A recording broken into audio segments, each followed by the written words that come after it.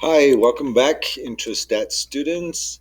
So today we're going to continue with another exercise, and this exercise comes from estimating a population mean, right? We have done population proportion, estimating a population proportion, doing a z interval, right, for to estimate a population proportion.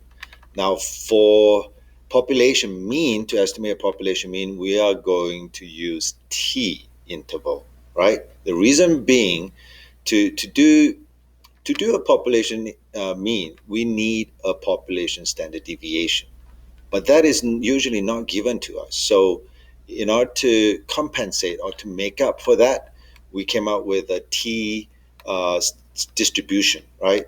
T distribution, also known as student distribution. So, in order to estimate a population mean, we have to do a T distribution.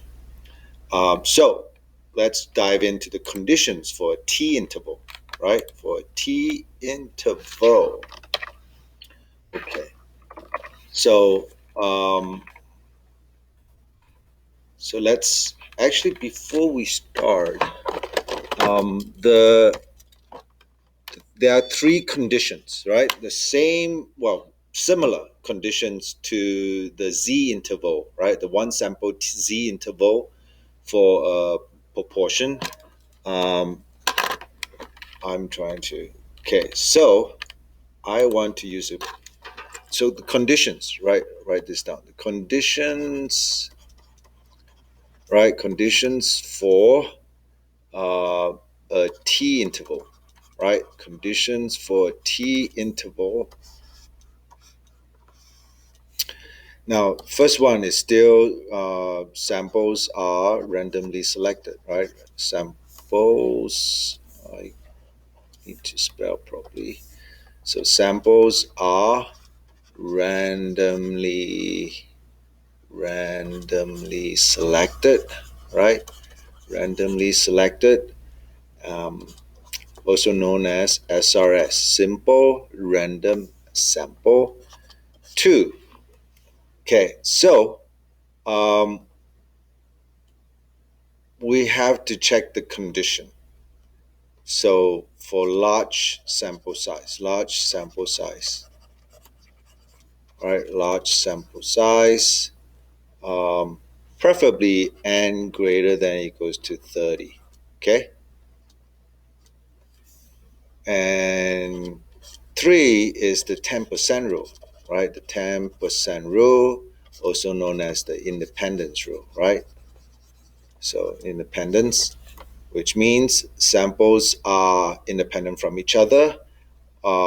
Or the 10% rule says if you are sampling without replacement, your sample size must be less than 10%, which is zero point 0.1 of the population size.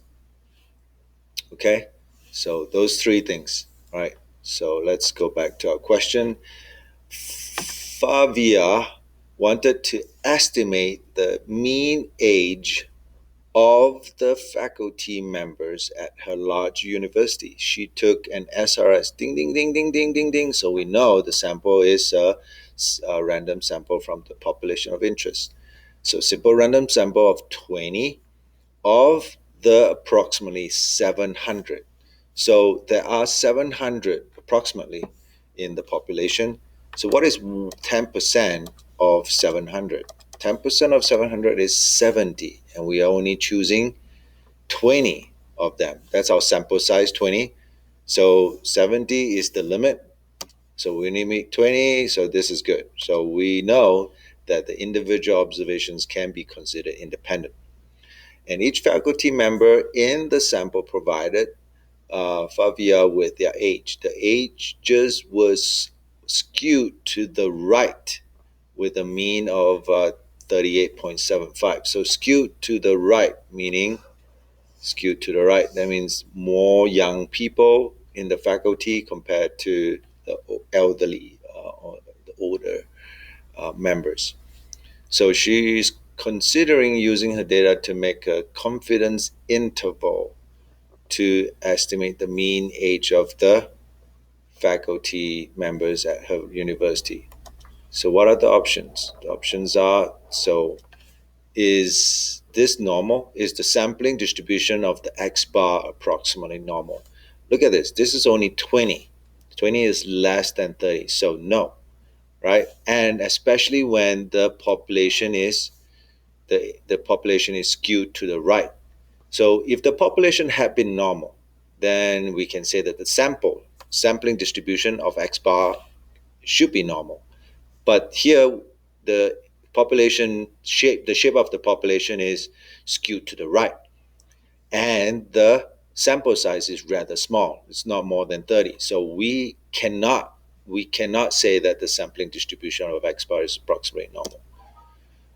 Okay, so let's move to the next question.